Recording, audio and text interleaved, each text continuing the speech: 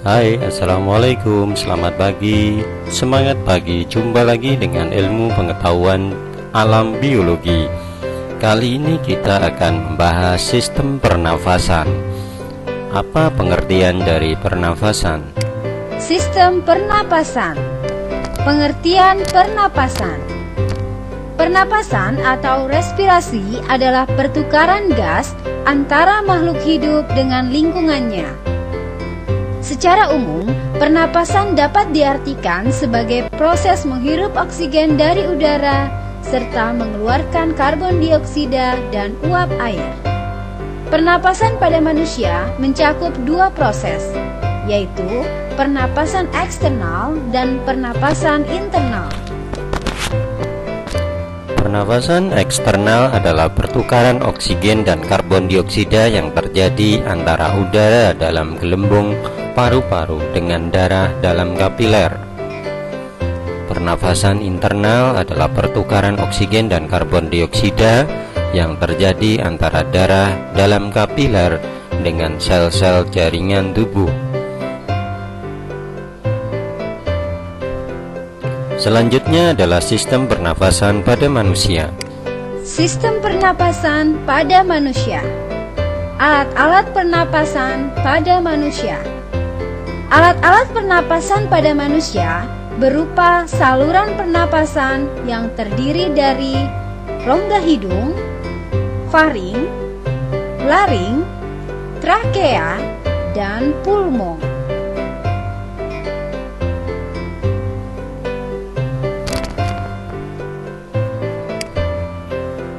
Rongga hidung merupakan jalan masuk oksigen untuk pernafasan.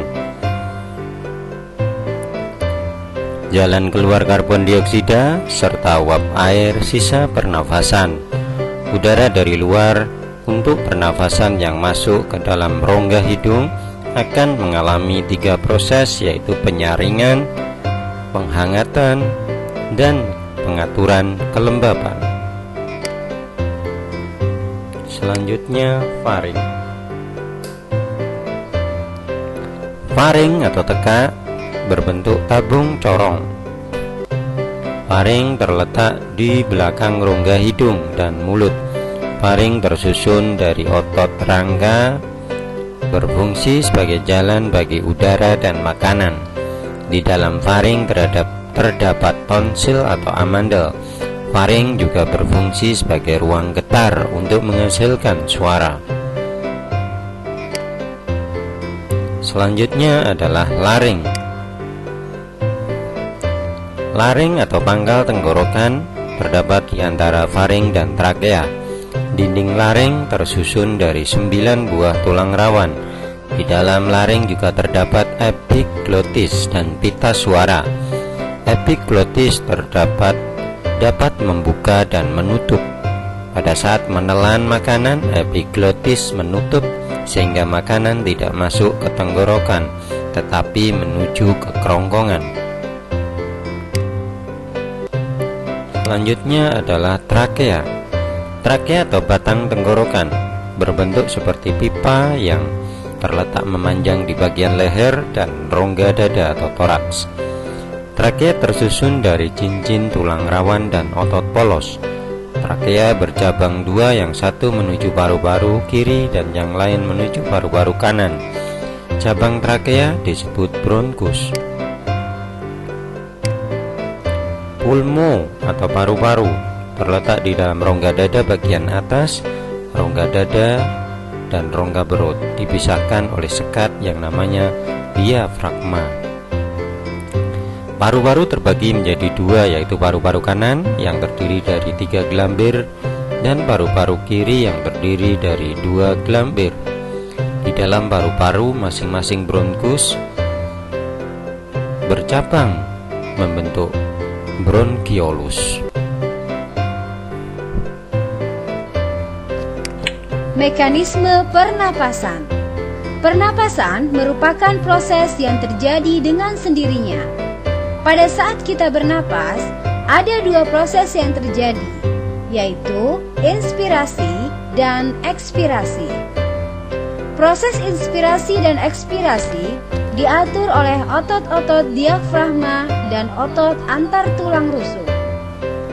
Pernapasan terbagi dua, yaitu pernapasan dada dan pernapasan perut. Inspirasi merupakan proses masuknya udara ke dalam paru-paru. Ekspirasi merupakan proses keluar udara dari paru-paru. Pernafasan dada. Pernafasan dada terjadi karena aktivitas otot antar tulang rusuk. Perhatikan, ekspirasi, inspirasi adalah tulang-tulang rusuk terangkat dan merenggang. Rongga dada membesar dan menyebabkan udara dapat masuk ke dalam paru-paru. Sedangkan ekspirasi, tulang-tulang rusuk menurun dan merapat. Rongga dada menyempit sehingga udara dapat keluar dari paru-paru. Pernafasan perut. Pernafasan perut terjadi karena aktivitas otot-otot diafragma yang membatasi rongga perut dan rongga dada. Pada saat inspirasi, ketika diafragma rata, maka rongga dada menjadi longgar sehingga udara masuk ke dalam paru-paru. Rongga perut pun ikut terdesak sehingga dinding perut turut menggembung. Pada saat ekspirasi, ketika diafragma melengkung ke atas, maka rongga dada menjadi sempit sehingga udara keluar dari paru-paru. Rongga perut pun menjadi renggang sehingga dinding perut turut menyusut.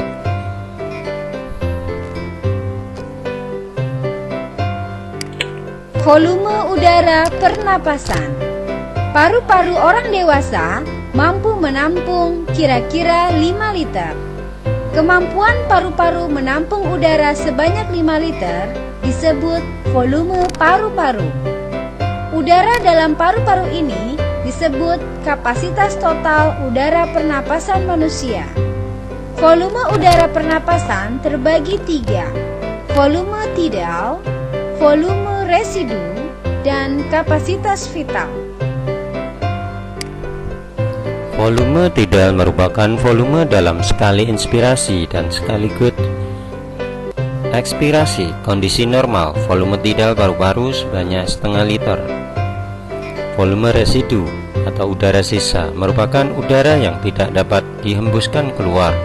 Volume residu dalam paru-paru sebanyak 1 liter. Kapasitas vital, yaitu udara yang keluar masuk paru-paru. Kapasitas vital paru-paru sebanyak 4 liter.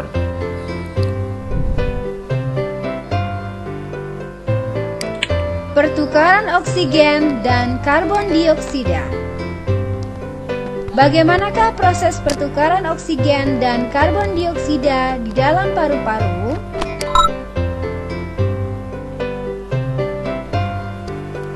Udara oksigen masuk ke dalam paru-paru. Tanda merah menyatakan oksigen, tanda biru menyatakan karbon dioksida.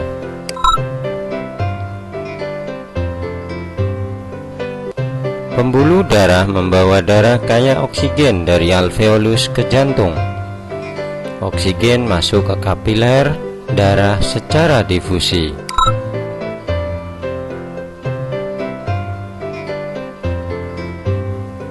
Dinding kapiler darah, dinding alveolus, udara masuk dan keluar.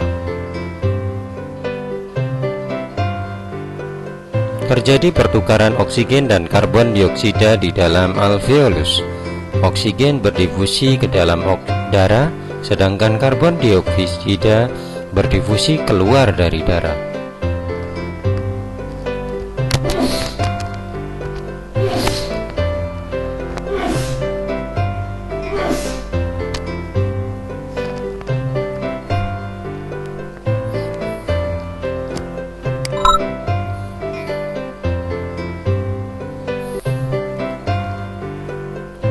Udara karbon dioksida keluar dari paru-paru. Selanjutnya, kelainan dan penyakit pada sistem pernapasan.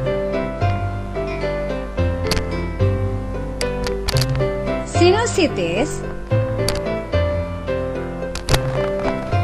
Sinusitis adalah peradangan rongga hidung bagian atas.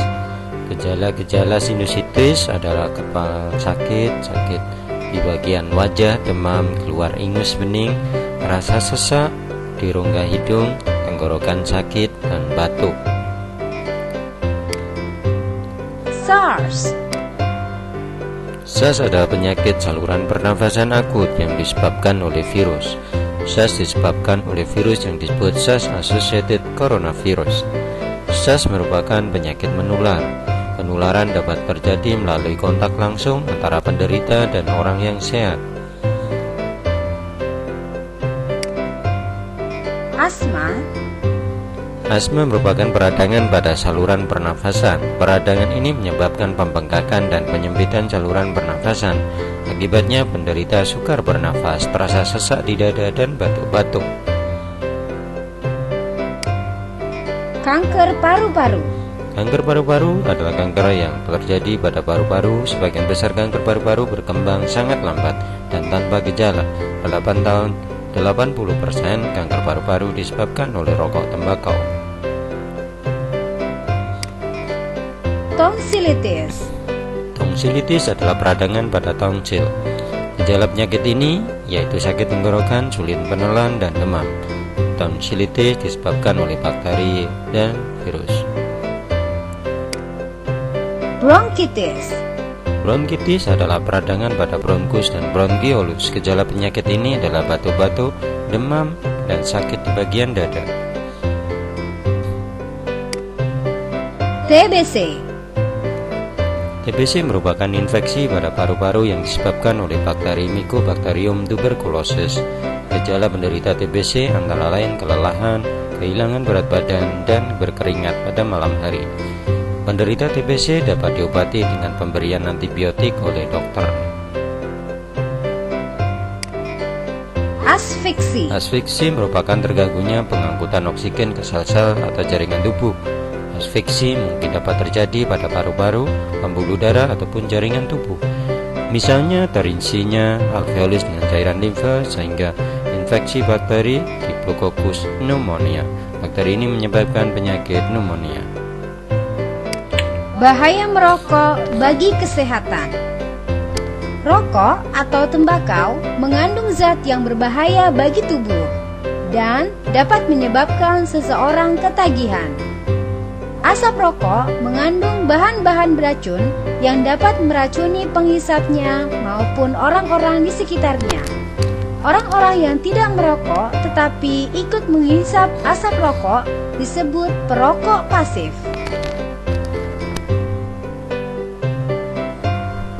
Di dalam rokok ada aseton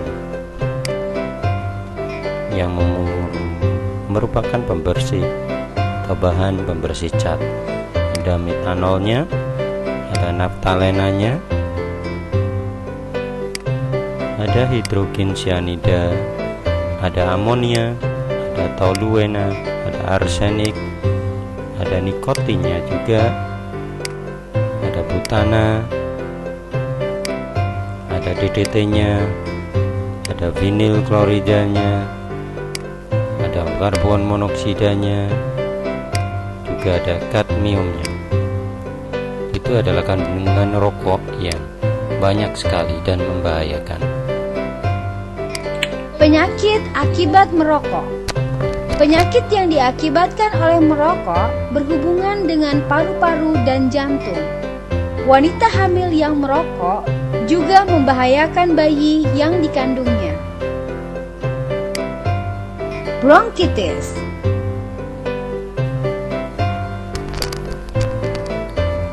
Tar yang terdapat dalam asap tembakau menyebabkan dua reaksi dalam paru-paru. Reaksi itu adalah terbentuknya lendir yang lebih banyak dan kerusakan sel-sel epitelium bersilia, rambut getar, di dalam saluran pernafasan. Kedua reaksi ini menyebabkan terkumpulnya lendir-lendir di dalam bronkus. Bakteri dan virus akan terkumpul dan berkembang biak baik dalam lendir. Akibatnya terjadilah penyakit yang disebut bronkitis atau batuk perokok. Emfisema. Emfisema, penyakit ini berkembang dari penyakit bronkitis pada perokok. Bahan beracun dalam tembakau merangsang dihasilkannya enzim pencerna protein oleh sel-sel tertentu. Enzim ini merusak kelenturan dinding alveoli yang menyebabkan pertukaran udara di dalam paru-paru. Terhambat, penderita emfisema menjadi sangat bergantung pada respirator untuk membantu pernafasannya. Penyakit jantung. Nikotin dan karbon dioksida merupakan faktor utama yang menyebabkan penyakit jantung. Penyakit jantung dapat menyebabkan kematian bagi perokok. Berkurangnya aliran darah ke otot jantung akibat penyempitan arteri koroner bisa menyebabkan nyeri dada. Ini adalah plak yang pada arteri koroner.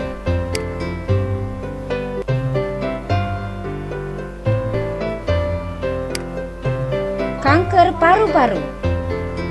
Suatu substansi dalam rokok yang memacu terjadinya kanker adalah benzopiren, tar, dan resin. Benzopiren menyebabkan terbentuknya sel-sel kanker di paru-paru. Tar dan resin mengandung suatu zat yang membantu sel-sel kanker tumbuh lebih cepat. Demikian penjelasan mengenai bahaya merokok bagi kesehatan. Sistem pernapasan pada hewan. Pernapasan pada ikan.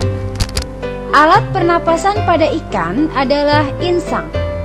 Untuk pernapasannya, ikan mengambil oksigen yang terlarut dalam air.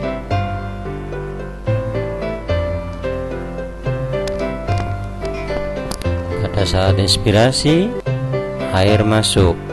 Tutup insang juga menutup. Pada saat ekspirasi, mulut menutup, air keluar, lembaran insang membuka, air pun keluar. Pernapasan pada amfibi. Contoh amfibi adalah katak. Dalam daur hidupnya, katak mengalami metamorfosis. Berudu hidup di air dan bernapas dengan insang. Katak hidup di darat dan bernapas dengan paru-paru. Alat pernapasannya adalah rongga mulut, rongga hidung, paru-paru. Pernapasan pada reptil. Reptil bernapas dengan paru-paru. Udara masuk dari lubang hidung ke trakea. Selanjutnya menuju paru-paru. Karbon dioksida dan uap air dikeluarkan dari paru-paru. Pernapasan pada burung. Burung bernapas dengan paru-paru. Burung memiliki alat bantuan pernapasan berupa pundi-pundi udara. Alat pernapasan burung terdiri dari lubang hidung, laring, trakea, bronkus, paru-paru, dan pundi-pundi udara.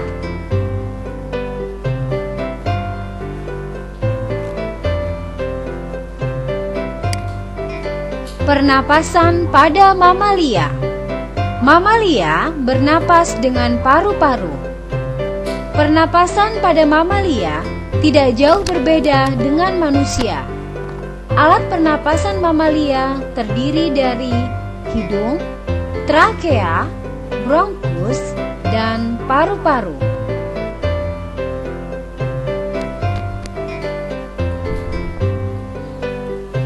Demikian penjelasan mengenai sistem pernapasan pada hewan. Terima kasih atas perhatiannya.